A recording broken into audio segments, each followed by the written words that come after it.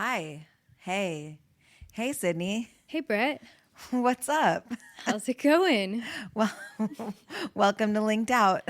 If we sound vibrant and full of energy today, it's because it's raining. Yeah. And we're also super jazzed about our interview today. Jazzed. Ooh. Yeah. We are jazzed. We're jazzed about our interview today. We are. So we have a long-awaited interview with Much requested. a recruiter, a friend of the pod, newer recruiter, and we are going to grill the shit out of him. He has graciously agreed to come on the pod and let us, grill him and ask all of the burning questions that we've been asking each other rhetorically all year. And burning questions. So we do want to. Well, let's do the intro first. Okay.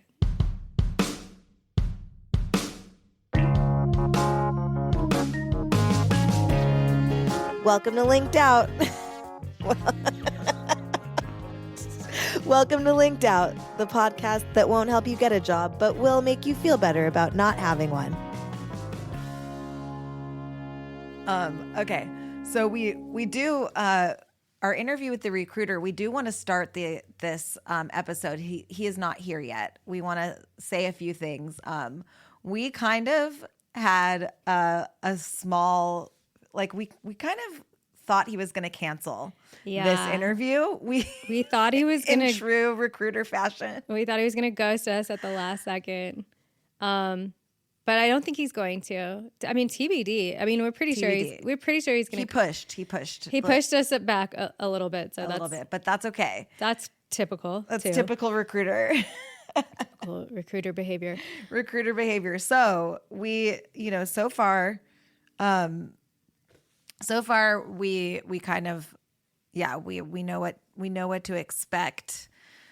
But we still don't know if he's going to show up or not, but we think he will show up. just like we think all recruiters will show up, but sometimes they don't. Yeah. And when he does, we'll be the ones interviewing him this time. Yes. We're going to be asking him where he sees himself in 5 years. No, really not that one. No, in all honesty, we're really looking forward to getting we're looking forward to getting really real. Inside baseball. Exactly. Yeah. A little insider trading. But the legal kind. Right. And the kind that the one Congress does. And we don't get anything out of it. Yeah, the one Congress does. Topical. Sad. We're bad at it because, we're not going to make shit, but that's okay. Yeah. So without further ado, Introducing who we shall be calling. Oh yeah, we didn't mention this. He's anonymous. Really giving him a fake name. We're gonna call him Gabe. So introducing Gabe the Recruiter. Gabe, should we say it's fake though, or should we just call him Gabe? Isn't it kind of better if we fully just say that it's not his real name? Right. We're protecting Gabe's identity. Yeah, we're protecting his identity. So don't try to find Gabe because you never will. Right. He'll find you. Welcome to the pod, Gabe, and maybe just tell us a little bit about your background and what you do. What's your rising sign, etc. What's your blood type, anonymous? Just kidding. Yeah. So I have worked in talent acquisition, both technical and creative, for over 15 years now. I would qualify in LinkedIn's eyes as a super user, and yes. They actually reach out to me for beta testing stuff and input on different things and surveys. So I've been using LinkedIn and LinkedIn Recruiter daily for the last, probably 8 years or so, at least. And okay. Nuts and bolts is something that the nuts and bolts of LinkedIn Recruiter, and just sort of how the best practices to use it both from kind of my end and a candidate perspective, a job seeker perspective. Pretty much what I do on the daily. Nice. Did you get recruited to be a recruiter? Oh yeah. I did. I did. Did you really? Yeah, That's crazy. Recruiter origin stories are always pretty funny, and a lot of them are The same as villain origin happenstance, stories. coincidence, right? People not necessarily looking for a job in recruiting, and then they get recruited into it. So I had graduated in the Great Sounds Recession. like a cult. Yeah, Okay. It is definitely. We admit it. I got recruited in the Great Recession, and I was, business degree, looking for sales roles or something, something to make, to make the money. And I interviewed like crazy. I couldn't get anything that wasn't a fully commissioned job, like nothing with a base salary during the Great Recession back then. And date when you myself say with that, but when you say the Great Recession, you're Is that talking 2008? it's like 2008, yeah. Okay, cool. And so I gone on dozens of interviews and all kinds of stuff. And finally, somebody from a recruiting company kind of turned the tables on me, literally, and asked me, "Have you ever thought about turning the tables around? How many interviews have you been on? You're over on these interviews. Well, what if you were the person interviewing for the job?" Interview long enough and you become the villain yourself. Yeah, you strike right? out enough, everyone becomes a recruiter. Hey, I'm 2 steps away. I was gonna say I didn't see this going there, but maybe I think you have a bright future. we're well on Is our this way. actually is this actually our interview to be I'll recruiters? send you the offer after the This pod, is how yeah. this is how we become recruiters. Holy shit! Oh my God, this is our villain What a origin story. twist! What a twist! Wow. So you got recruited by a recruiter, and you said, you know what? Let's do this. Honestly, they were the first company that offered me a salary in 2008. Okay. Yeah. Yeah. I would do anything for a salary at this point. So you've been in the game for about 12 years, 12 or 13 years. Damn. Okay. Yeah. So you're like, you're 16. seasoned. So you are, yeah, you, 17. so LinkedIn loves you. You've been using them the whole time too? Or no, just the last 8 years, you said? Ever since they made the investment, in what's called LinkedIn Recruiter, it really has become kind of like the end all be all sort of sourcing and recruitment tool that recruiters and hiring managers use. It's definitely the just as far as an investment made by the provider of that type of software or tool, it's substantially larger than any other competitor. Yeah. Competitors being things like, Indeed and Monster Career Builder, those kind of classic job boards and things like that.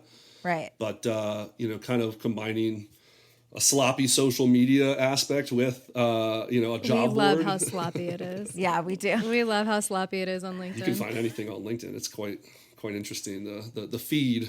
It's true. There's like it's interesting the way the job market is meshed together with the social aspect, and I feel like it's getting more and more social as the job market gets worse and worse. Yep. Yeah, I Yep. don't think they don't coincide, do they? No. No. I think the more frustrated people get with the job market, the more they just let it all hang out on LinkedIn. They're just Yeah. kind of like, just going to burn it all down. Yeah, you can find some odd stuff in the feed. Interestingly enough, as much as I'm a daily super user of LinkedIn, I'm barely ever scanning or really adding too much to my feed. If I add things to my feed, they're job opportunities. Right. I don't have too much social commentary going on there, nor do I care for others. Right. And that's kind of like what LinkedIn was supposed to be, kind of. I think people are just like going rogue like on there. Right. They're just which actually, side question, as a recruiter, if you see people's, and I know you're not a creative recruiter, but like if you are looking for candidates and you go to their LinkedIn feed and they have like personal posts, does that make you more or less likely to talk to them? Yeah. Or does it matter at all?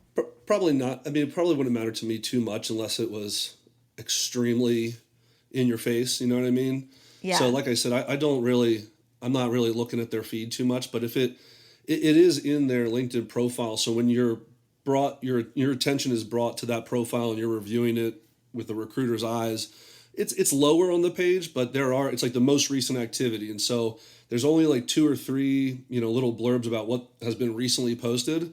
But that would be an opportunity for a recruiter to see that most recent, hot take on something or other that might, play a factor. So it could, but it really doesn't for me. I will just tell you that a couple of days ago I posted something about getting ghosted by recruiters on my LinkedIn feed, and a couple of recruiters that ghosted me slid into my DMs. So I was just, and so I thought that was really interesting. Like I was like, oh my gosh. And they were like, oh my God, sorry. One of them was like, I had neurovirus. And the other norovirus is no joke. Okay. Norovirus. I know. I believe. Soon to be 3-year-old, so I know. No, it. I mean, I was wondering, like, would they have told me that if they didn't see my post, or would I have just never heard from them again? And then, like, the other one was like, "Oh, sorry, we lost touch." I was like, "Wait a minute." You'll hear from them if you have something that they want. You know what I mean? Right. That's the transactional nature of the beast kind of a thing, and it's unfortunate because it's a transactional industry. Right. The companies that do it really well are actually relationship driven. It's just they're few and far in between, and a lot easier said than done to find those companies and partner with them. So it's not that if a recruiter is ghosting a candidate, it's because they don't have anything to tell you, and it's like a bit of embarrassment. It's a bit of I couldn't really get it done, kind of a thing on their end. Connect those dots. So it's just because they don't really have anything to really say. They don't really have an excuse for why things aren't moving forward. A lot of recruiters don't have direct contact with hiring managers. So they're parts of programs where they take your profile, they add a write-up cover letter, sort of nominate your profile into a hiring portal that's reviewed by another third party. That's the MSP of that, usually a larger enterprise.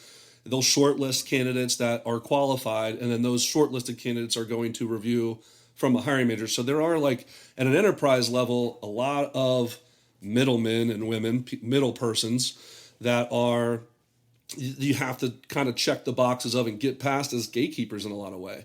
Right. There are other companies that are more direct relationship, and it's direct responsiveness and putting a resume, digital resume or a portfolio into somebody's inbox and talking through it with them and having, direct interaction with that hiring manager, which of course will result in a yes or a no.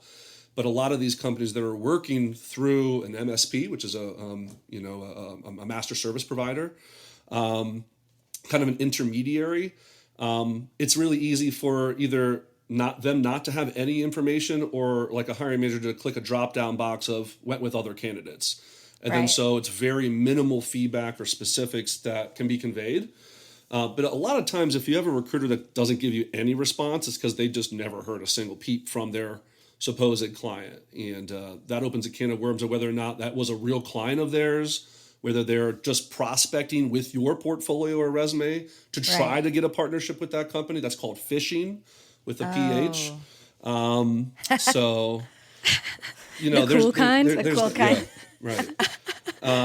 So there's that. And that's part of trying to gauge whether or not you're working with the right recruiters. There's definite tips and tricks to ask them to kind of like gauge what their level of interaction and partnership is with certain companies. And you can just flat out ask them, like, are you a tier 1, tier 2 supplier? Are you just trying to partner with this company? And we're kind of just striking out to have a hope and a prayer kind of a thing. So definitely interview your recruiter about their relationship with their supposed partners.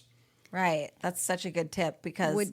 go ahead. Well, I was just going to say, would you mind breaking down tier 1 and tier 2? Like, I didn't even know that there was different tiers of recruiters, so that's news to me and probably to a lot of people. So what does that mean? And like, what are the denominations or whatever the right? So I'm talking more specifically about like an enterprise talent acquisition program inside of a Netflix, of a Microsoft, of a Google, or whoever, right? Yeah. And so they have internal talent acquisition, and those people are usually filling salaried full-time roles. They have external talent acquisition partners, whether it's through like a staff augmentation program, or like a contingent workforce program. Contingent workforce, like temporary stuff. Staff aug, like long-term headcount, but via a contract from a budget perspective. Okay. And then tier 1 and tier 2 would be external suppliers to that enterprise from a talent acquisition standpoint. A tier 1 So like subcontractors kind of?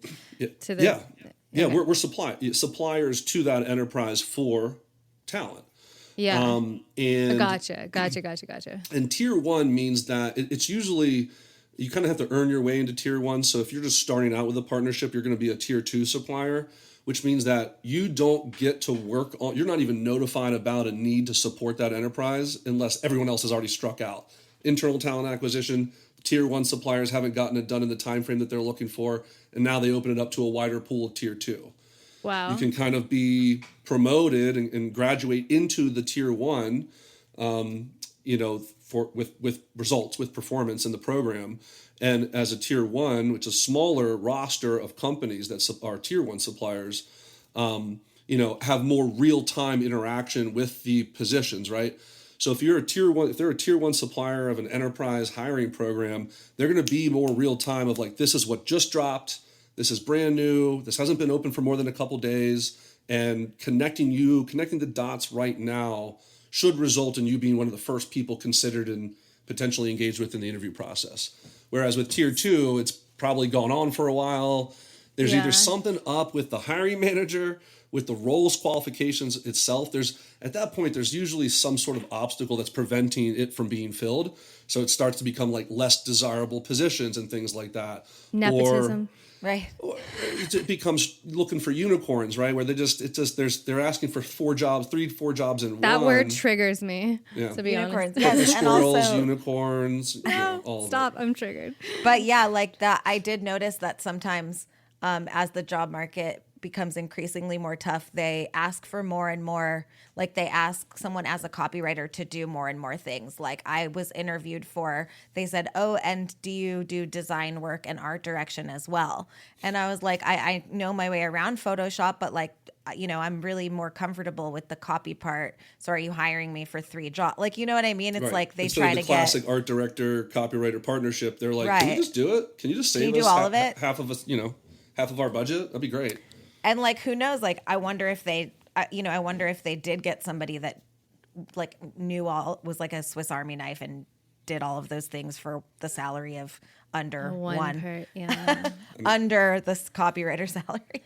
But you never know. But yeah, so do you find that as you said, like you notice that people like from the hiring side start to create more and more demands as the market gets tougher and tougher?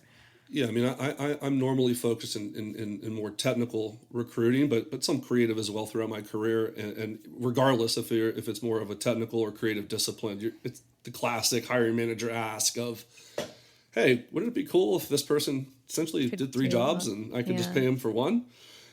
So that's inherent in a lot of stuff. And, we as recruiters, usually that's what they share with us when they're like, hey, we have a new job order or a new requisition that we want your support on.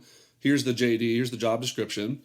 And then we set up a supplier call with them usually about 24 hours later so that we can digest it a little bit, kind of come with some questions. And we sit down with that hiring manager for that company and we're like, tell us about this role. Like, what exactly do you need and why? What are they going to do? What are the selling factors, right?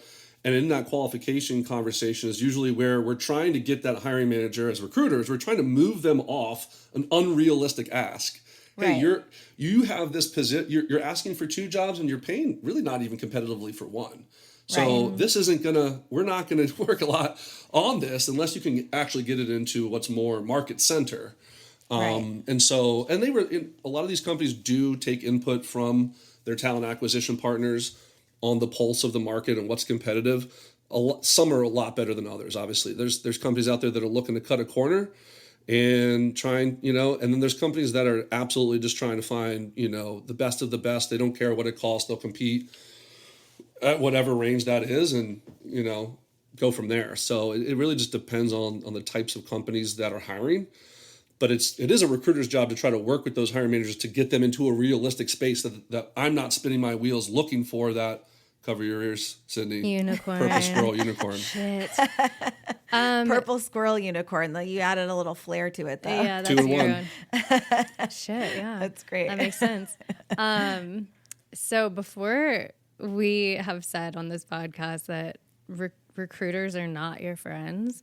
We've said that because that has been sort of the general consensus, not only amongst ourselves, but a lot of people on our favorite subreddit, Recruiting Hell. I'm not sure if you're familiar with it.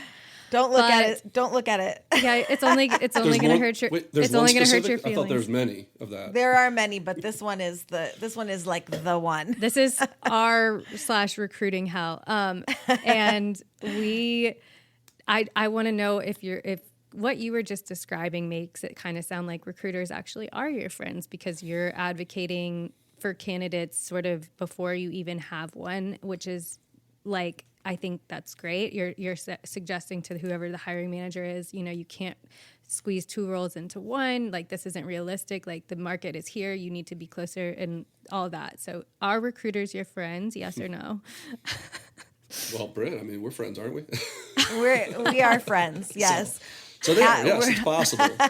It's possible. No, I mean, 16, 17 years into the industry at this point, I mean, I've been aware since the first moment, that there was a stereotype, in recruiting and in general. And so earlier in my career, I always kind of struggled with it. And I always sort of saw myself as leaving the field to lily pad to something else. I didn't know exactly what it would be, but I didn't necessarily expect to find myself in the industry 17 years later, right?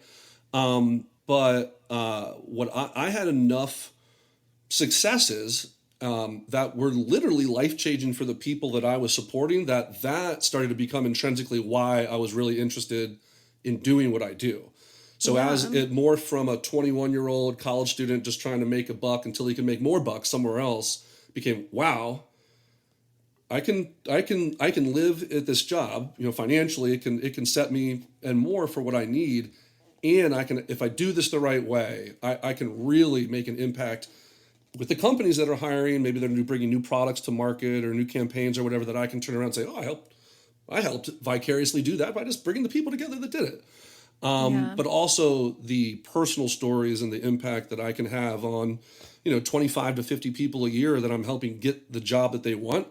And a lot of those in ways that, people are tearful on the phone thinking, oh my gosh, this is going to result in me and my family being able to reach this next level in our lives, or buy that house, or do whatever. And so sharing just as a small part in that kind of stuff is why I am doing it 17 years later. So, you are actually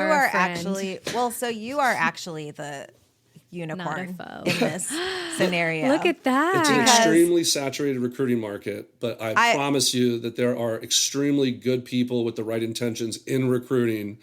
And it's the $1 million question, right, is how do I find those people, right? And how do I work with them? And it's kind of trial and error, unfortunately. I mean, you can look up different companies that have, great reputations in Glassdoor and different things like that. But I would, it's, again, easier said than done, but you find the career talent acquisition recruiters that specialize in your area and have done so for more than just a year or two. And they're out there, and build a relationship with them proactively. They might not have something immediate, but if you find the right company with the right team, they'll see the value in what you can bring to a company, to a project. And you just got to trust them to bring things to your attention. You can't rely on them exclusively, right? But that relationship, that partnership can pay dividends, over X amount of time. So like you said, you're saying that, like you said earlier, that if a recruiter ghosts you, it's because they don't have any update or any like extra information for you. So like, would it not be in their best interest to like keep their relationship with you open? So like, wouldn't it be in their best interest to like at least email you back and say, you know what, I didn't get any feedback on this, but I think they've moved on with the role. Let me just keep your information and I'll let you know if I have anything, instead of just getting you to like, give them your portfolio resume and like have this phone call with them and then saying, oh, I have this job open, and then I'll talk to them on Monday, and then just like never talking to you again. Like, wouldn't they want to keep the lines of communication open so that a you can strong work with recruiter them? that saw themselves in a career track of recruiting would. Okay. So the ones that aren't probably don't see them. They want to quit. They're wanna transactional. quit. They're looking at how They hate their it's job. very fast paced in recruiting. So sitting at their desk, not to make excuses for recruiters on the whole here, but things are I've flying heard this at you. before. They might have multiple requisitions or multiple jobs that they're supporting at any given time, from 5 to 20. Right. Of various priority, right? And they're triaging who and what they can support. They're looking at profit margins too. So like some jobs have a higher profit margin than others. It's not necessarily what you would think. It's not necessarily just the higher paying jobs.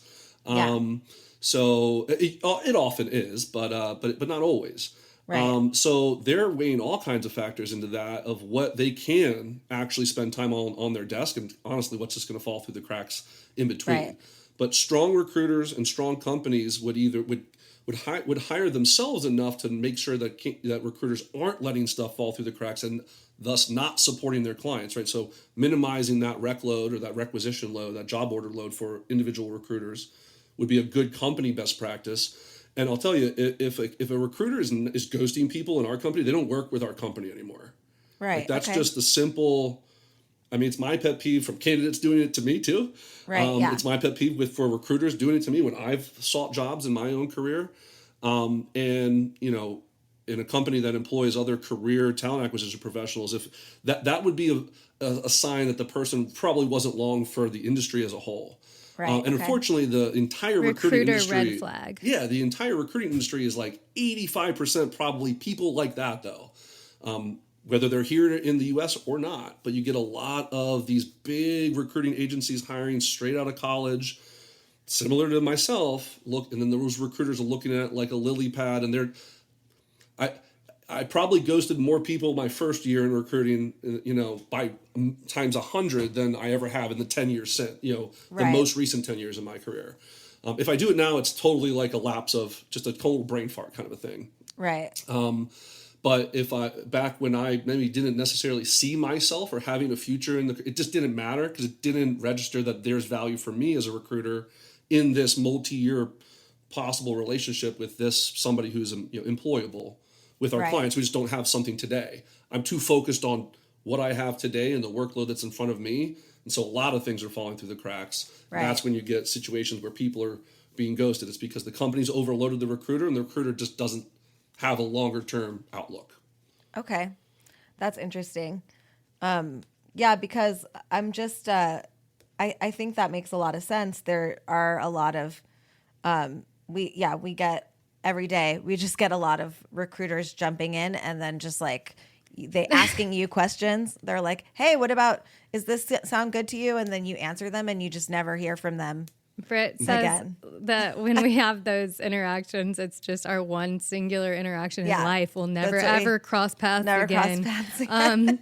But you know what? We have to, this has been such an illuminating conversation already because we kind of had an idea of what we were going to ask you, but you've really taken us on a journey through recruiting, and I appreciate that.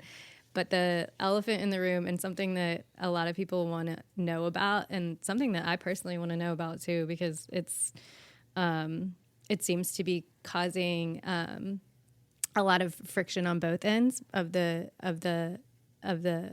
relationship, I guess.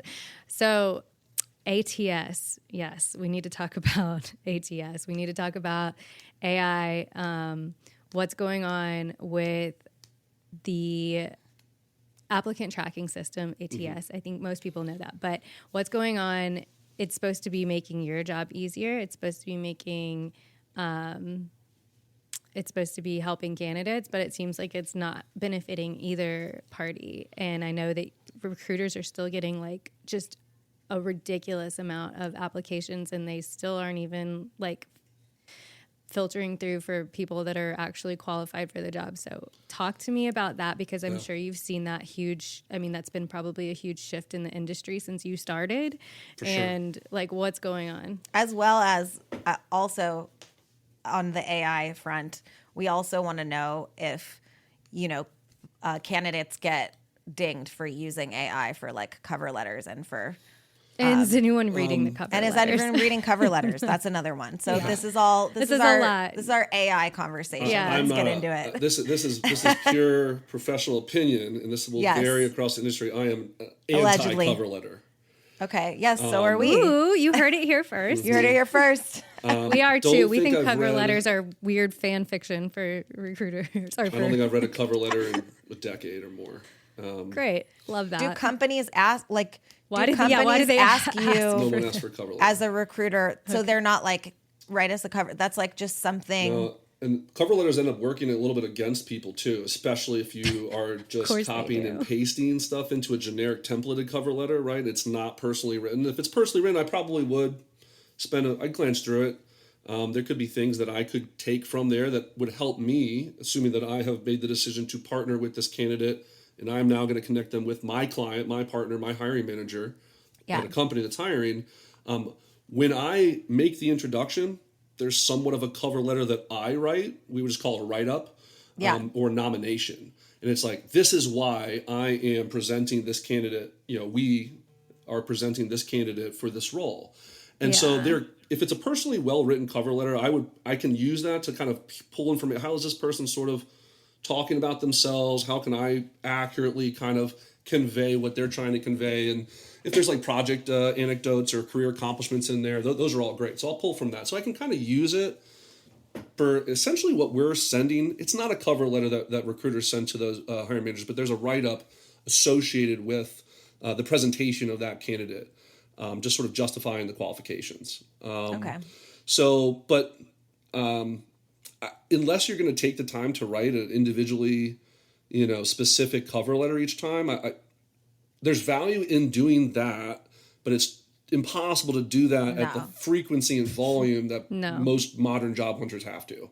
Right. And that's So- the thing is like we're looking for jobs is hard enough and like writing a specific cover letter, but like some places ask for them, which is like which I find very insulting and annoying. Like you want me to work for free and give you like when you're not even going to look at it is like a whole different thing. But like you're saying like most companies that you work with don't care about cover letter.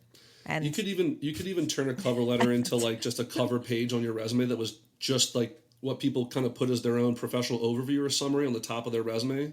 right. Some people, a lot of people will just kind of pull that into a front page and slap that digitally over top of their resume, and that's their cover letter. Just like a little summary synopsis of that, of yourself. Right. Like a blurb. Okay. But yeah, cover letters. Okay, you heard it here but first, no, we're- folks. the Fuck first them. question about ATS is interesting. Yeah, in let's AI. get into the let's get into the Yeah, let's ATS. get into the ATS of it all. Applicant tracking system is just a broad term for software, essentially Yeah. a database for either an employer or a recruiting company. So an ATS is just a candidate database. Right. Okay.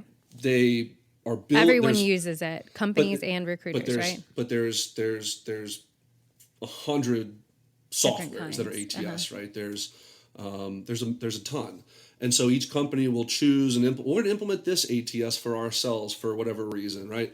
And a lot of them now are incorporating AI is being built on into or on top of it. So LinkedIn and LinkedIn Recruiter actually would not be an ATS. That's more of like an AI supported sourcing tool. Sourcing would be like a recruiter sourcing for candidates, and so it's using AI to create sort of relevancy based on search strings that recruiters create. So the way that I always encourage job seekers to think about is just self SEO, right? It's resume SEO for that algorithm that then feeds into ATSs, and then. I, as And a that's recruiter, can fed search an through- ATS too using AI.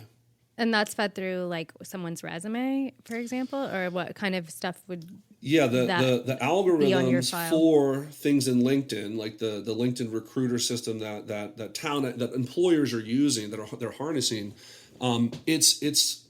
They're entering search strings. I'm looking in this location or this radius around this location. I want people with these job titles, exclude these job titles, and here's what is called a Boolean search. it's a and or statement. I want this keyword and this keyword and this keyword and these two keywords, or, and then not, maybe not this. So you can, and then that is literally do a keyword search. It's very similar to how a search engine works. When you just plug something into any Google search engine or whatever else, it's doing a Boolean. So everybody uses Boolean search strings, even though they don't necessarily know, but recruiters use them extensively with AI on top of that to try to put their search onto the right qualified resumes. Yeah, Okay. and they're scanning for certain keywords. At first, that's usually how, like, a junior recruiter scanning for keywords. Okay. A more senior recruiter is using keywords to get a candidate pool in front of them, and then they're, with more nuance, going through those profiles or portfolios or whatever the case is. We're talking creative recruiting. It's keywords to find a pool of candidates, and then that kind of turns into more portfolio review. Yeah, I mean, any kind. Honestly, I think this goes across the board for a lot of like white collar employment. Like a lot of people are not just in directly what we do, but all kinds of different industries that are. I think there's like all these weird sort of. I think adjusting to job searching in the age of AI is like something that everyone is trying to figure out right now, and like putting all of the keywords from the job description in white on your profile, on your resume or something like that. There's this is advice that people are like, you have to do that. I've heard that too. That can work against you, right? Because if let me take a step back. A resume, I always tell people, is simply a tool to have a conversation with the hiring manager. It's, you have your CV that you're not necessarily publicly sharing with everybody. It's a long form sort of time capsule of what you've done all the way throughout your career.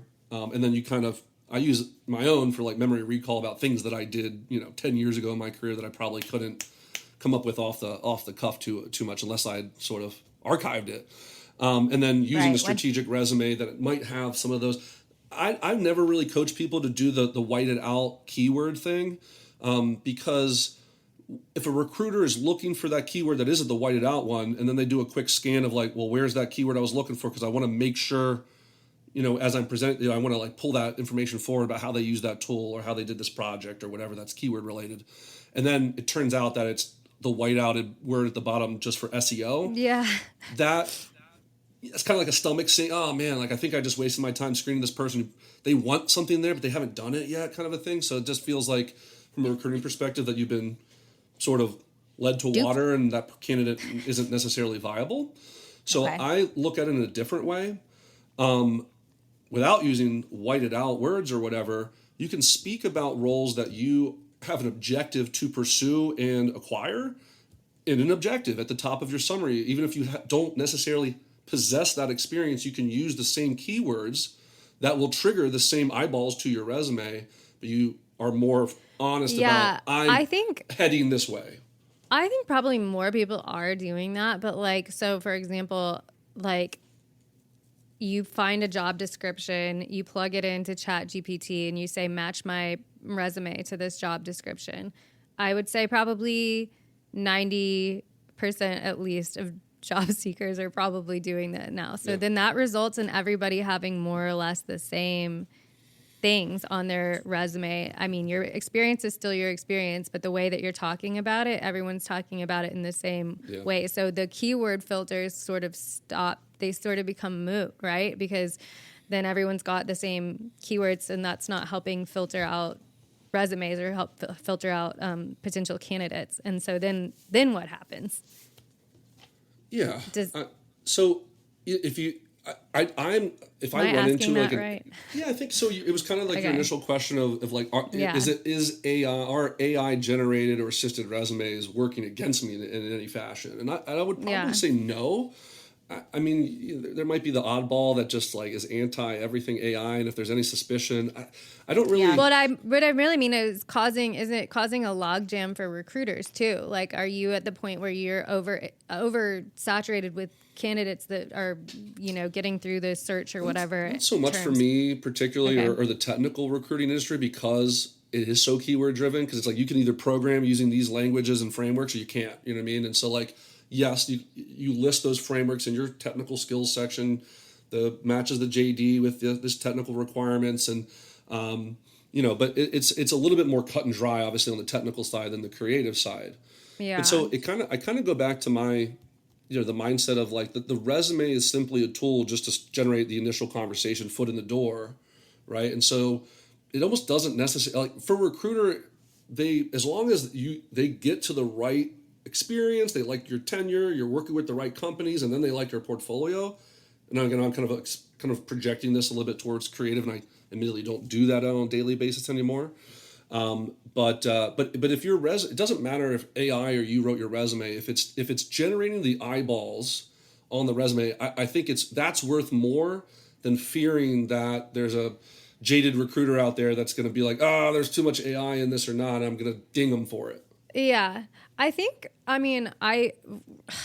I've never really thought about, I don't know if you have either, like what the recruiter's opinion of my like portfolio is necessarily. I've never really thought about that because I think in my mind I'm always thinking about who the hiring manager is versus the recruiter, trying to get to that, it's probably the right way to stepping stone or think whatever. about it. But most recruiters would admit they're not qualified to truly grade or assess a portfolio, especially various portfolios over various disciplines across time. So do you, like, as a recruiter and people that you work with, do you say like, so Brit and I were talking about this before you came on. What would someone be how would someone be considered a bad candidate? Is that because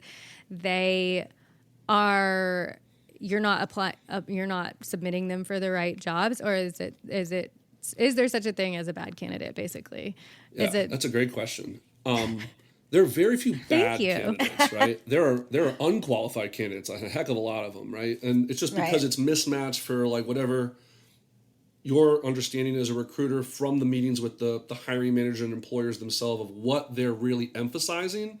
And then when you meet that candidate, they're emphasizing something different. And it just doesn't, it's like, wow, you're really talented, obviously, but I'm not going to be able to connect the dots here. Or do you think that comes to like soft skills, like how they interview, or definitely in the creative space, there's a lot more subjectivity for sure. There's a lot more intangibles. It's personal taste in a lot of ways from a hiring manager's perspective, and so, creative recruiters try to deal with that in different ways. Some of them will take more of a volume approach of, well, I'm finding the right, these are the right tenures in the right job titles with the right keywords. I'm not really going to trust myself to qualify this portfolio, but it looks pretty good on just a surface glance from an aesthetic perspective. Yeah. And so I'm going to move a high volume of candidates in front of this hiring manager and hope that something sticks to the wall, right? And then you definitely get more experienced creative recruiters that themselves maybe came out of some sort of user experience, graphic design, artistry type, whatever. It could be any sort of earlier. I know an art discipline, director who became a recruiter. Sorry. Yeah, there's a lot of origin stories that are exactly like this, and it could be your guy's own. No, stop. Just kidding. Steve, we're not going to become recruiters. Stop trying to get us to join your cult. Actually, I'll take applications right after the pod. Okay. Actually, I'm feeling a little culty. I know. I'm not surprised. You're like so close to joining. I'm on the verge. She doesn't need much of a push at this point. There are really boutique, specialized talent acquisition recruiting not firms him out there. selling it. I mean, not mine, not us. And I know exactly what Brit is going to do Sounds after pretty this. good. After we get off the podcast.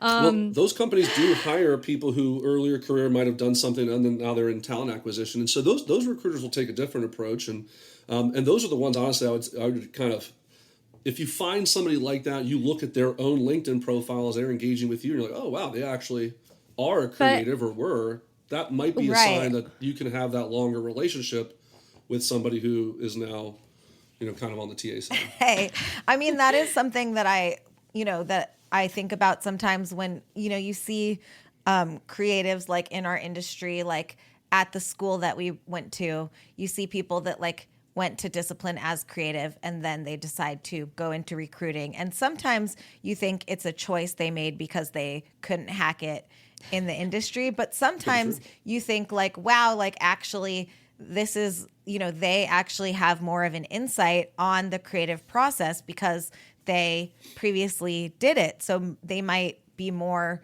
inclined to know what a company is looking for when they're hiring a good creative, because they know what to look for in the portfolio. Like, as you said, some recruiters don't really know what they're looking for in a portfolio. And then by that case, this person maybe would a little more, but we have some funny questions too. Oh yeah. Okay. So, Fire away.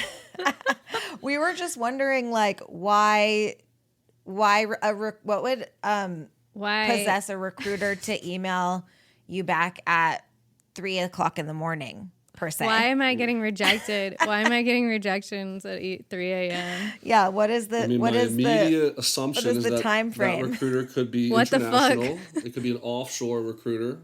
Okay, fair enough. Obviously, 3 a.m. that'd be difficult, just for like someone here domestically in a different time zone.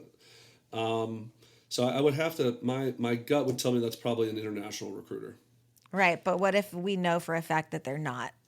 And they'd probably just have a Yeah, drinking wait, problem or but what if we something. know they're not? Okay, also, this is a really hard question. See, I would say, because like, as like a creative, and when I was like working in the industry, like sometimes I would keep late hours and do decks and like send them to my partner at like midnight or something. But like I would never email a client at 3 a.m. and be like, here's the deck. Like, you wait till, set a timer if you want till It's 8 a.m. They have those, you know? The answer really is that it's an automated thing. And that's why, like, I know that no one was reading my resume and making a decision at 3:00 in the morning. I just got like auto rejected at that time. Oh, that's a true as well. So like when we post jobs on LinkedIn, if you're out of country as an applicant, right? We like, just because we couldn't employ somebody internationally, our company's not set up to do so from a taxation standpoint. So if somebody applies from out of country,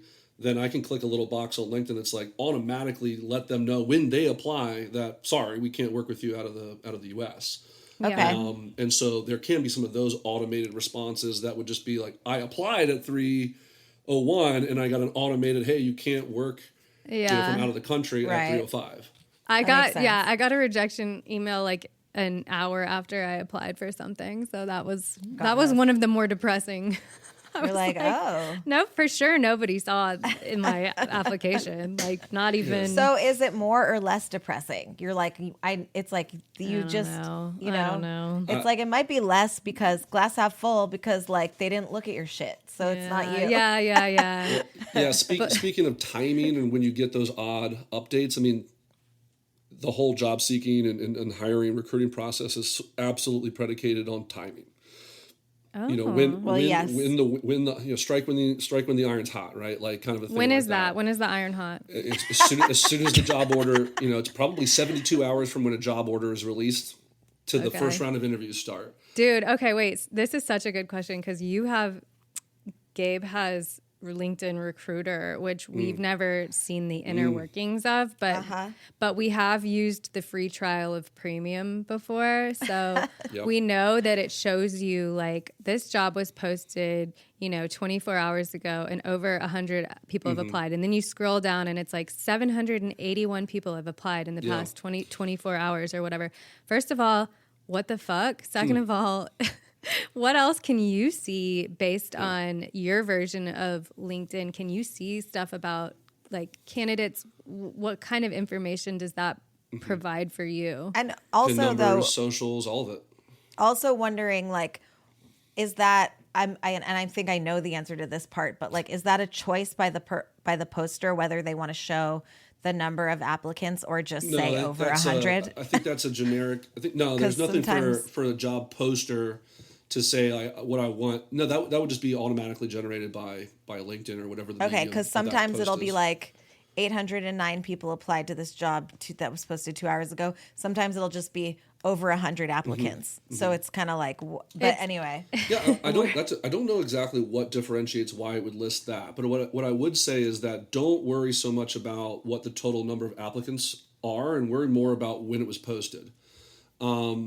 because the AI that we're talking about and the keyword searches are happening on applicants too. If I get 500 applicants for a Java engineering role in 24 hours, which is not uncommon, I'm not reading 500 applications that day. There's just Okay, so then what do you do? Yeah. So I would search through the 500 applications for exactly what I know I'm looking for, and it weeds out the people that are just not qualified off the bat, that don't have, the specific Java framework or the specific type of API that they develop or whatever that I know I'm looking for, and absolutely have to nominate them to my clients.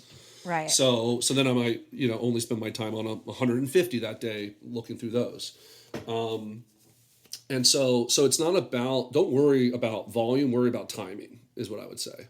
And, but what the fuck is up with all of too. the volume too? Like, why is it so competitive? Like, why are there no fucking jobs and there's a million people applying for jobs? Tell us. Yeah. Gabe, tell us. That's the multi-million-dollar question. That's the multi-million. There's probably a million reasons. There's not one thing I can point to there, but national remote roles, right? Just casting a net over the entire country. And also what I've realized is that even if you say that the job is, on site in a specific location, no one cares about that. They'll just shoot it anyway, right? So a lot of people are just firing away into the abyss, and they're just, I'm in Seattle, but I'm going to apply to this job in New Orleans, right? And I do it. Whether they aren't serious about relocating to New Orleans, right? I'm doing it. But as a recruiter, they're right away, like if you're out of state and you're applying for a job, probably not, unless you did write maybe a little cover letter that's like, hey, I'm literally trying to move to New Orleans because of a reason, not just like, I will move there, please give me a job. Yeah. I will then entertain that, right? But that's one of the ways that I'd probably like cut down on a 500 applicant pool that I got in 24 hours. Like, well, let me look at the 100 people that are actually in the town that I need to be in. Right. That's an easy time saver for me. And then if somebody was like really keen on like, no, I am moving to that town, then they might reach out to me, or they might write some sort of, in-mail message to me about like, hey, did you see my profile? Because like I'm specifically relocating my family to LA or Seattle or wherever it might be. And I know I'm in, Nashville right now, but this is the life plan and I'd love to be considered. If you were in the Barbie movie, would your job be LinkedIn? What? Would I be Ken's job is beach, and your job be LinkedIn? Sydney, that question does not make any sense. Does make sense. I'm just wondering, how much time do you spend on LinkedIn every day? Oh God, I'm working 8 hours a day. I'm on LinkedIn 8 hours a day. So your job is LinkedIn. Your job is LinkedIn. It's honestly pushed a lot of the other stuff out. Indeed and Career Builder, Monster used to be able to run searches on the databases of candidates that had ever applied into those areas, and you just don't even need to anymore, right? It's like you have this tool that's a bazooka in LinkedIn Recruiter, and then you have a bunch of hammers and stuff over there. It's a completely different animal. The investment in LinkedIn is it's not matched anywhere close to anything else. So love it or hate it, it's definitely the most powerful tool that's out there right now. Right. So like, do you know how much money your company pays a month for you to be a premium member? Or how much they pay? How much does your company pay a year for LinkedIn? Or a year? You pay for how many of my seats. salaries? The company will pay for seats in LinkedIn Recruiter. And then, so there's interesting things like I've worked for smaller companies right when LinkedIn Recruiter was coming out, and we shared seats. So what I mean by that is the company, small little company, maybe a 10-person recruiting team, they'd have 2 seats. So they had 2 logins, and only 2 people could use it at any given time, right? Okay, yeah. So you're like sharing the login for this tool because it is quite expensive. Right. And then you have more mature, stronger financially positioned companies that, they're going to grab a seat for everybody, right? And so you get that as well. And but they're tens of thousands of dollars a seat. Yeah. Oh my. Yeah, that's crazy. So no wonder LinkedIn makes they're so much splitting money. the seats. Because those also come with job posts too. So like a small company that has to kind of piecemeal it, they're buying 1 or 2 chairs and they're sharing logins amongst their small team to have access to the software. And then they're also buying job slots or job postings, and they'll say, you know, because like you have to pay to advertise your jobs on LinkedIn. You can buy one-offs, you can buy batches with discounted job slots, or you can just buy like this like infinite number of job postings that these larger recruiting companies do, these larger employers. And there is no, because I remember back in again the same company where we were sharing a login, we only had 10 posts a month. And so you'd have to, this wasn't the onset of LinkedIn Recruiter, but you'd have to like take down this one posting, just put up a completely different job in the same posting. So like the same URL where you're like, let me go back to that job I applied to for this copywriter role. Right. And you click it again, you're like, wait, now they're advertising a Java developer, for this. Right. So, and that was, again, just kind of evidence of like a smaller company. We didn't really have the relationship with the employers either. So again, those are some signs or giveaways as a job seeker of like, does this company really have that relationship where my ROI and my time working with this company is actually going to have some possibility of paying off, or are we just, a hope and a prayer kind of a thing over here? So, so if they're paying for each job post, like why are there so many ghost jobs on LinkedIn? Is that, do you think, by a company too. Like a company that has unlimited postings, or is that like? No, a company that's paying what they're going to pay to have the ability to post unlimited, as many as they want, they're not really going to have, they won't have a need to do that. Right. What you get are some of the companies that you'll probably have a very select few postings, and they don't have a ton of partnerships, so they don't have a lot of open jobs. But they are trying to create their own recruiting company and scale themselves. And so a way for them to do that is collecting resumes for skill sets they think they can target prospective clients with. And when I talked about fishing with a PH here, that's what they're doing. They're just dragnetting for solid candidates, and then they're like, hey, we don't work with you yet, whatever studio or creative agency or whatever, but look at the quality of the candidates that we represent. Right. And they don't really represent you because they've never spoken to you. You just applied once, right? But that's a way for them to try to get a foot in the door, and then they'll apologize later, and then they'll come after you. So there's chances that you guys would see, or any job seeker could actually be approached by a recruiting company like, hey, you applied for a job. We marketed your information to another company and they're interested. Would you like take that interview with them? And you're like, well, what's the job? Because they're literally fishing with your resume at that point. So it's hard diabolical to tell at the time of application whether or not that's the case. So that's a really difficult thing for job seekers. It's a lot easier if you do actually end up taking the call at that company and you can ask the right qualifying questions of that recruiter or whatever about the nature of their partnership with whatever company. Have them kind of give you the rundown of like, why are they involved? What do you know about this team, this company, this hiring manager? What's the process like? If they can't answer that stuff, you're probably wasting your time. Yeah. I feel like in how competitive it is now, candidates don't feel like they have any room to ask. Not even, feel like we have to say yes. I definitely, yes to everything. I say yes to everything because I want to be agreeable. I want to be a good candidate. Like if they say like, it's in Nebraska, you have to move to Nebraska by Monday. I say, cool, what time? I'll be there. I love Nebraska. Man. Corn is great. Cornhuskers.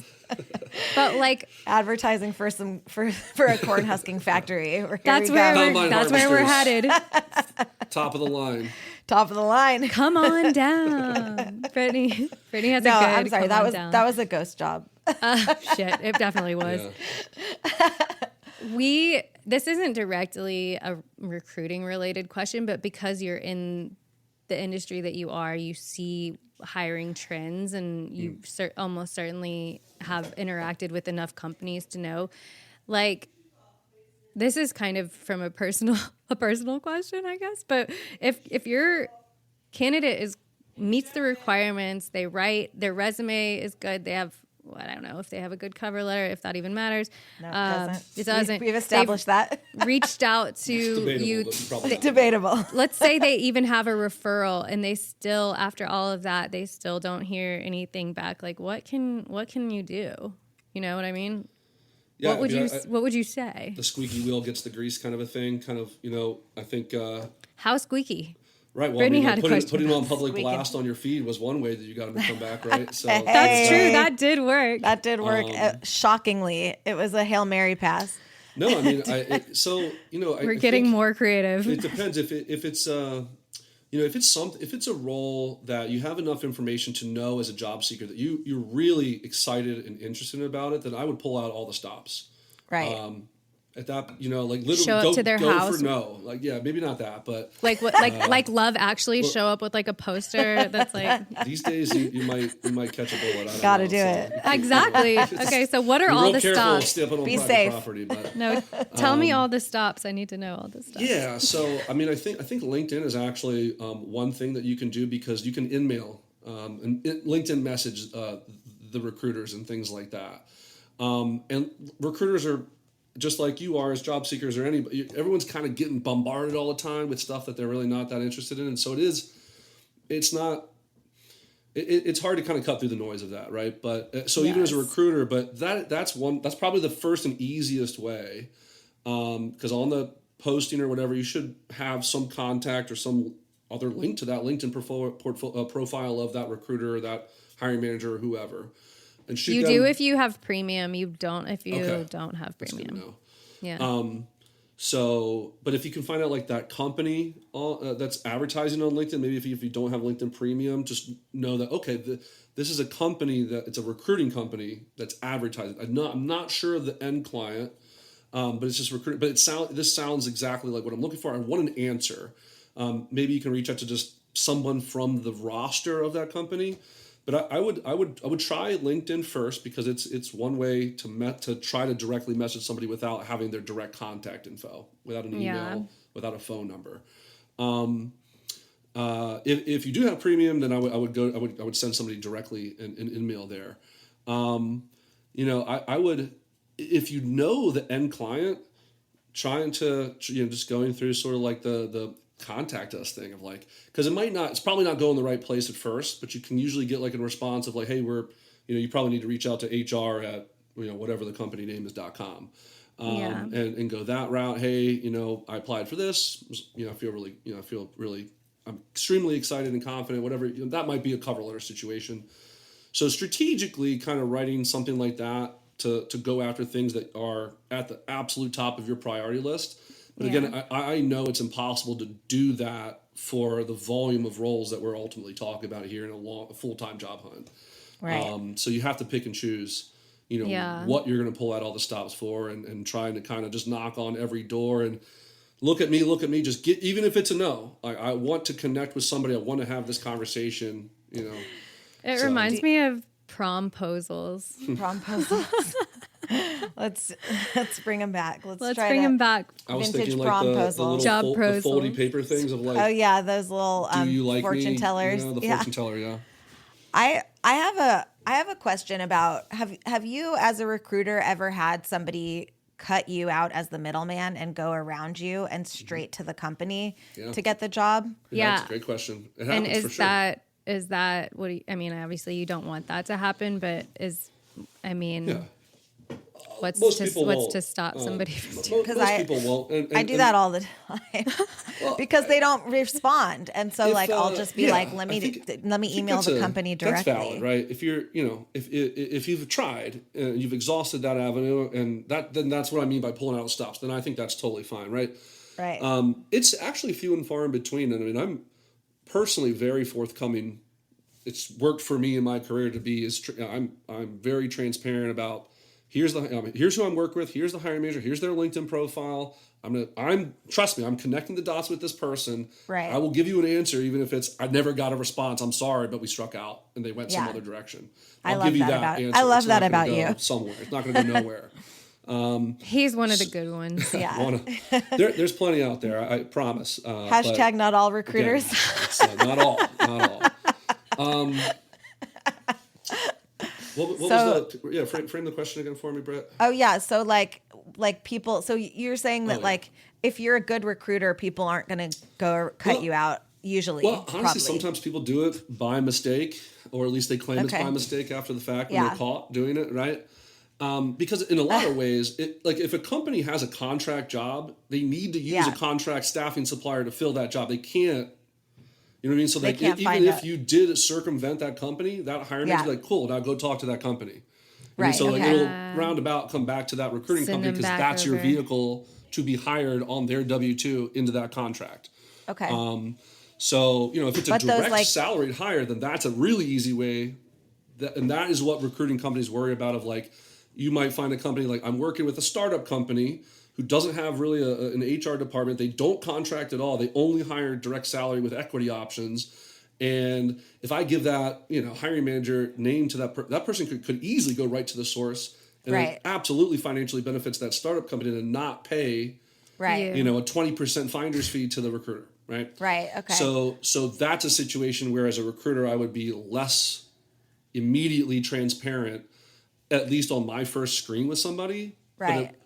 But after that, once I've met them, I feel like I'm going to work with them. I'll introduce, and then I'll immediately, hey, I'll tell that person the company at all times. I'm never going to just blindly, hey, just trust me. I'm going to send it to this company. You're going to love them.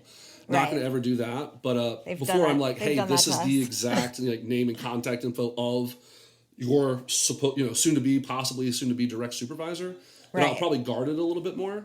Yeah. But if the barrier to entry is being a tier 1 supplier in a contingent workforce program for a large enterprise, then I don't fear that person doing the end around, and I'll give them the information first call. Yeah, that's interesting. And then I have. Oh, go ahead. No, well, I don't know. It might dovetail into whatever you're going to say, but just because you kind of mentioned it, like how long do you really spend trying to find a job for one specific candidate? Like you can't invest endless amounts of time in trying to find one person a job. So recruiters work for the clients. I think that has to be understood, right? Like they don't work for the candidates, right? The candidates are potentially quite lucrative for recruiters, but the responsibility at the end of the day will always boil back down to the client. That's true. Okay, that's so you're just trying to find them a fit. It's not necessarily about finding the candidate a fit. That makes sense. Right. Which is why job seekers aren't paying recruiters, right, to try to represent me, and nor should they. If anyone ever runs into a recruiter that's pitching something like that, there's your sign. Get the heck out of there.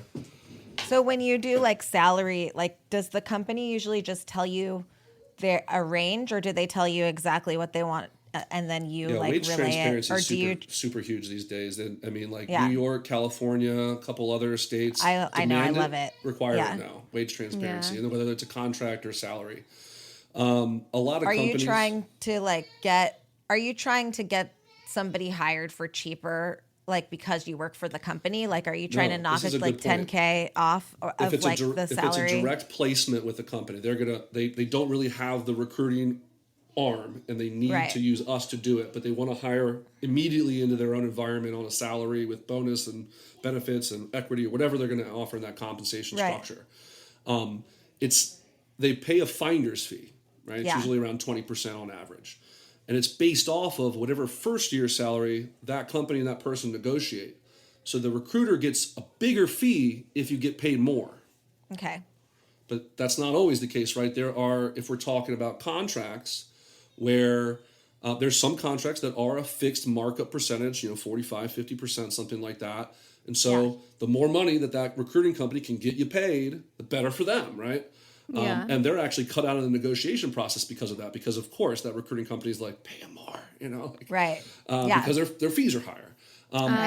So it just all depends. Scenario where to your point, where it can be financially beneficial to a recruiting company to have somebody agree to a lower compensation level, and that is in a contract role where it's more of a fixed. It's a fixed here's what we're going to pay the recruiting company, and you guys figure out what your burden is to employ somebody, to all the payroll costs, all the what you're offering in benefits, and what that means to the margin for you guys, and then you figure out what you're comfortable offering somebody.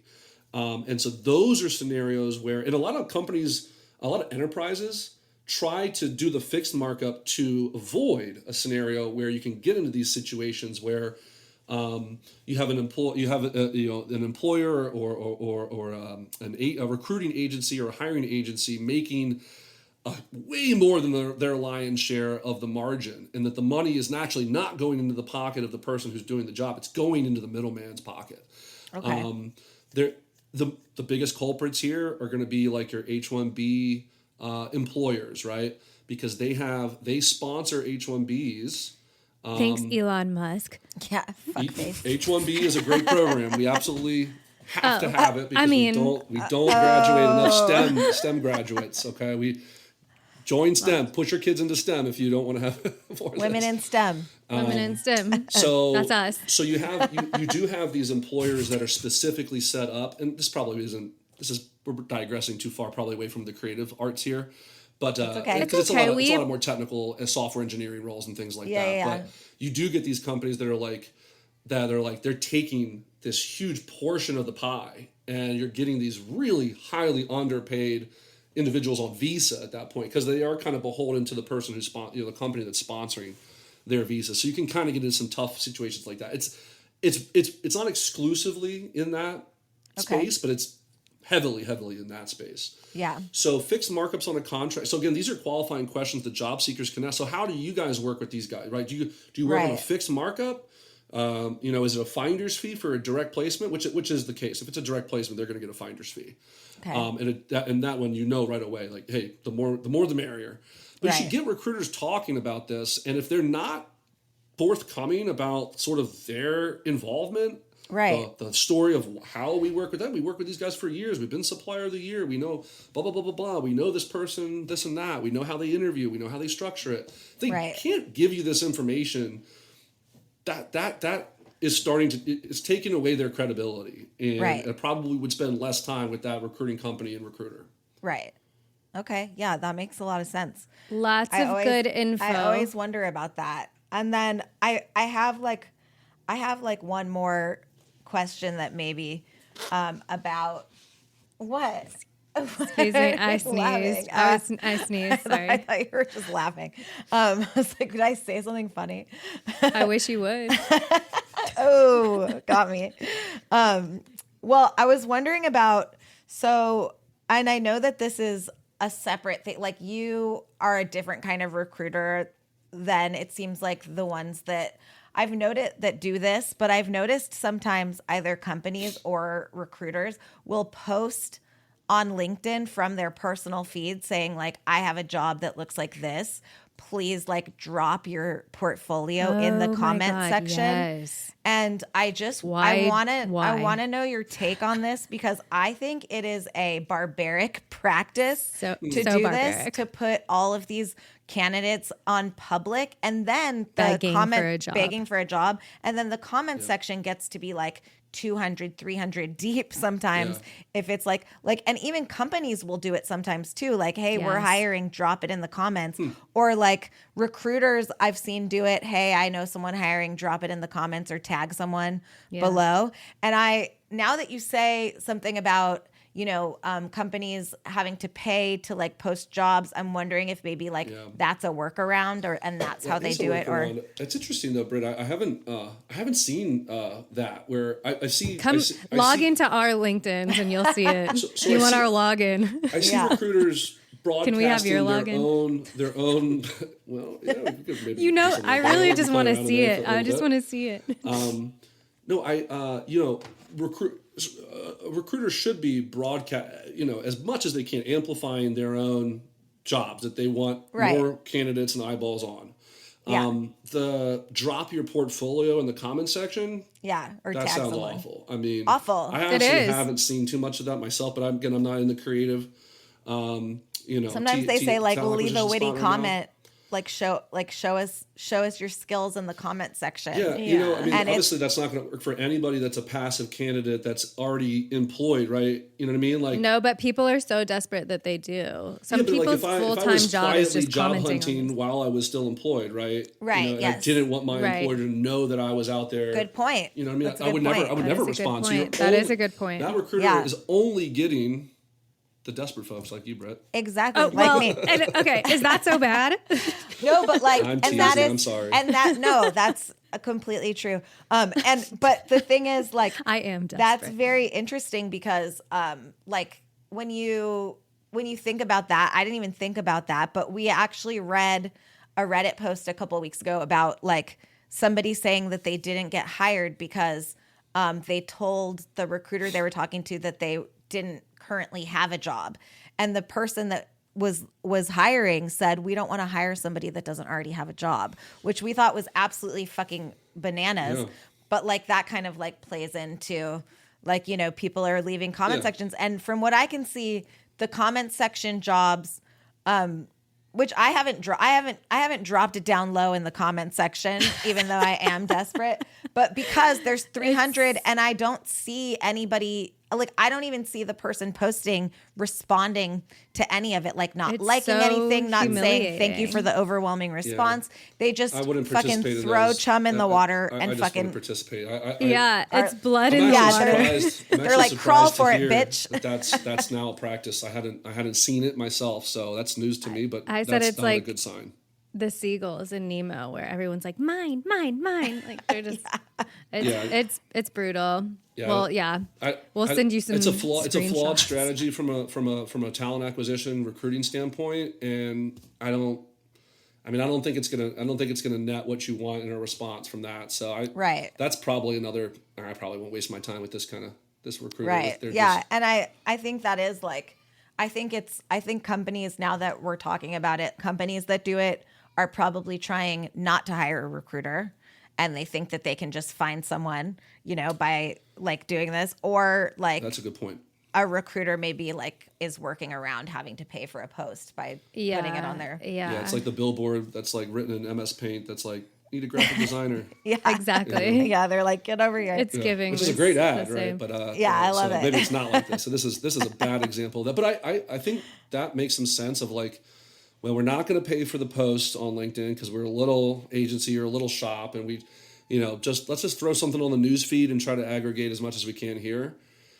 Unfortunately, One it of them does was get a a one ton of them was a big hits. company. Yeah, That one with the that's with really the- odd. it was a I'll just say the company because it's whatever. we It I was- think have said it before. Yeah, it was Chewy. And so they were like, write a dog pun in the comments if you want the copywriter job. And everybody was like, I'll sit Well, and stay I for a think- I job. fear that there's not even a job. They're just looking for copy.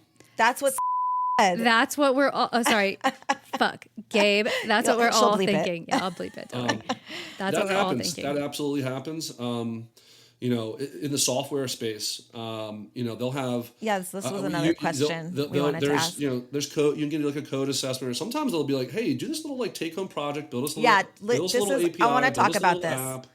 I want to And talk then about this really they take quick. that, Like, and they never. I mean, and then that's theirs, and you're like, Yeah. what? And they just solved So- their problem because you had a problem. Instead of hiring, you fake hired and just had me fix it for you. Yeah. It So happens. they do that to you. So at you as the It's rare, recruiter, but it happens. if a company like sometimes asks you to ask candidates to do free work, and I've gotten asked to do this a lot, so many times. And the first like 7 months that I was unemployed, I said, I don't work for free. I'm not doing that. But then as the months went on, I said, give me the fucking brief.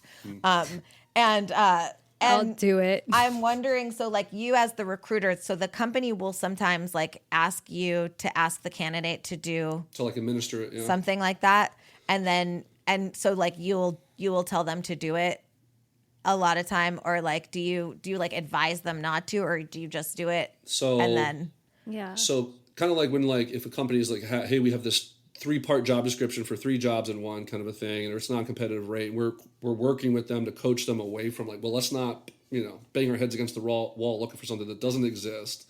yeah Same thing. Like, hey, like people aren't going to participate. Okay, you know, there's ways that you can change it. There are other ways that are a little bit less time consuming, a little bit more merit based. We just suggest, hey, request the work samples, request the portfolio review. You know, this isn't gonna fly. So right it's different for technical, right? Like there are coding. We need to put you through your paces. Do you know Python? Do you know Java? Do you know JavaScript or whatever? right And sort of prove like, yeah, I can do that. right Creatively, you know, it's I've seen both on the technical and creative side where they're, again, even more exceedingly rare where a company will pay for that interview or for that time spent in the interview. Again, very never rare. seen it. Never seen it. I can think of a couple in the last couple years off the top of mind, but like less than less than one hand's worth. I mean, they absolutely should. I could think of a couple people I should invoice. Yeah. But yeah, like, you know what? I've randomly heard stories. I have not corroborated this, but I've heard stories I'm on the verge. that invoices sent are responded to in situations like that. And again, it's probably even rarer, but Hey, Brit. Hey, Brit. It's time to start typing up some I had a invoices. stack of invoices I want to send out. Yeah. But so like you have come across a company that has asked for coding and then like they decided they've not to asked, hire the person. I've had companies be like, and I'm qualifying. Well, okay, well, what's the challenge in your environment? Oh, well, we're really having this trouble with this single sign-on application. We really, it's just it's real messy, and like this person laughed or whatever. And then you're like, okay, cool. And how you want to interview? Well, I want to do a take-home coding technical challenge. Okay, what is it about? Well, it's about fixing our single sign-on. Yeah, it's like, about wait a second. Thing this is that we did. This is work relevant. This is exactly what you just told us is the pain point inside your environment, and your challenge to them is, can you solve it? Right. Yeah. And so that so would be. Do you ethically, as the recruiter, do you tell them I'm not doing that sometimes, or do you just say, okay, let's do it? You better. Really, at that point, we would just bring it to, hey, this, we have concerns about this. Yeah. We would suggest something else, and here are some other alternatives. Yeah. That can still achieve justification of whether or not this person can solve the pain point of the problem that you have without literally doing it for free in the interview process. Right. So, if it's software related, like those are it's pretty apparent, Right. This is a very specific request. Like, this is a very specific request. Okay. Right. Like this is coming from somewhere. This wasn't like your generic academic, put me through my paces kind of a thing. Right. To make sure that I know computer science. It's like you're trying to solve problems right now in the interview process. Right. So that's like, and that's kind of like, obviously that's like a company red flag, but it does happen, and they do that. It's probably not like a fireable offense for us. We fire clients, right? If there's ethical questions or things like that, we fire clients. We're fortunate enough to be in a position where we can fire clients because we have great business with a lot of great clients. Right. That's so interesting. So in and of itself is probably not like a fireable offense, especially for like part of a larger program that's like one hiring manager sort of going rogue and doing something a little crazy like that. Right. We would probably be like, hey, like we don't like this, and like we know what you're doing. We see you. Yeah. So, but if it's like a new client and like that's like our first experience with them is that they're doing this, and you're like, I don't know, man, I don't think we're going to partner with you guys. So again, we're very fortunate to be in a position where we can be very selective with the clients that we do partner with. That's not the case, right? There's a lot of companies that are just trying to build a client list, and they're aggregating resumes with like a dragnet posting or whatever. So it's the recruiting market is incredibly saturated, and that's the big problem is like trying to make sure in this incredibly noisy environment, like where are the good companies that have the tangible opportunities, they have the relationships, they can connect these dots, they can get me these conversations and let me do the rest. And again, it's so much easier said than done. It feels like every market is oversaturated, to be honest. Like that's also true. I won't argue with that. Feels like that's a problem across the board. But I want to say thank you again so much. My pleasure. For taking all of this time to talk to us. I feel like we could make like 4 or 5 of these episodes because we just have so many questions. And I mean, yeah, go ahead. I was just gonna say you have such a well of recruiting knowledge for us to plummet into, I guess. And so I wanted to give you, I mean, I'm going to let Brittany say what she wants to say, but I wanted to just give you the floor one last time if there's anything you wanted to say that we didn't talk about or anything that you want to say on behalf of your recruiters, Of recruiters everywhere. Yeah, no. Or the good ones, the good ones. I would just say that I would love to come back and keep talking if I can be because really? I told you why I do what I do is because if I can help people in their career, that's become literally the motivating driving factor of my career is helping others. So, and a lot of recruiters that are similar, as far as being career recruiters or career talent acquisition professionals, feel very similarly, and it's why we do what we do. And so my hope is that, participating in the pod today and maybe even coming back is to help anybody. Yes. I mean, even one person would be totally worth it. So see, new segment, Ask a Recruiter. Ask a Recruiter. And new segment just dropped. New segment just dropped. Listen, that honestly, we want to help people too, because I mean, as much as we love to like laugh and talk about all of the like, well, that in its sense can help people. Yeah, we're trying to help people in our own coping. way. Yeah. But also a lot of the things that we talk about, these are things that are affecting so many people right now. So I mean, it's all valuable info, and honestly, if nothing else, it helps us to make sense of what's going on. Yeah. Too. But and feel close to each other. I think today's episode disproved our tagline, which is the podcast that won't help you get a job, but makes you feel better about not having one, because I do feel like some of this advice might actually help people get a job. Yeah, it really might. And I want to be honest with you, want people with you, Gabe. to get. I was ready to come on here and roast you as a recruiter because I didn't think that you were going to have a lot of meaningful information that we haven't gotten out of our, no offense to you personally. I know you and I do really respect and care about you, but as a person, but I don't know about your recruiting. We haven't worked together personally. If you want to do that in the next episode, I'm game. The roast, the recruiter roast, but you definitely you made it hard to roast.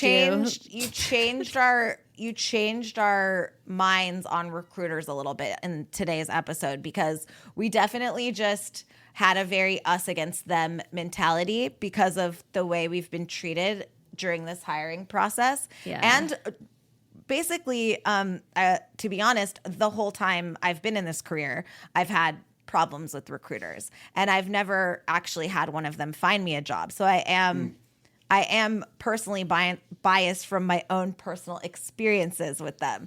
So I really want to thank you for changing our mind.